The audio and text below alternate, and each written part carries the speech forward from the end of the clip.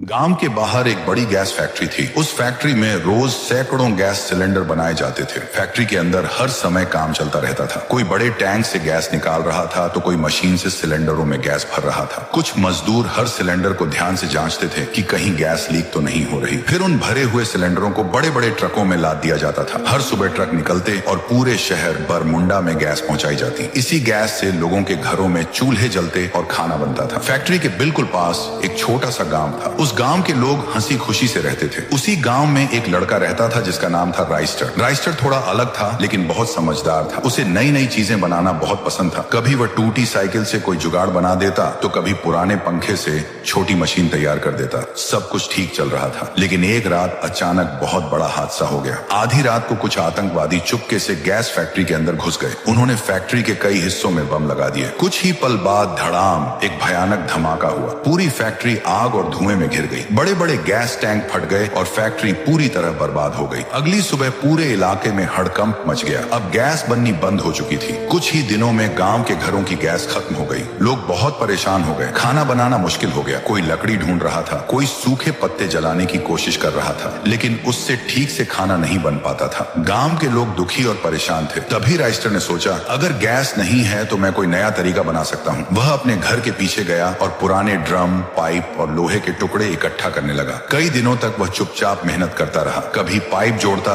कभी मशीन घुमाकर देखता। आखिर एक दिन उसने एक छोटी सी आग बनाने वाली मशीन तैयार कर ली। उस मशीन में सूखे पत्ते, भूसा और कचरा डालते ही मशीन के अंदर से तेज और लगातार आग निकलने लगी। अब उस आग पर आराम से खाना पकाया जा सकता था। राइस्टर ने वह मशीन पूरे गांव को दिखाया। गांव वाले हैरान रह गए। अब बिना गैस के भी उनके घरों में चूल्हे जलने लगे। कुछ ही दिनों में राइस्टर ने ऐसी कई मशीनें बना दी। पूरा गांव खुश हो गया। लोग राइस्टर की खूब तारीफ करने लगे। उस दिन के बाद गांव में एक बात सबकी जुबान पर थी, समस्या कितनी भी बड़ी क्यों ना हो, अगर दिमाग और हिम्मत हो तो उसका हल जरूर निकल जाता है।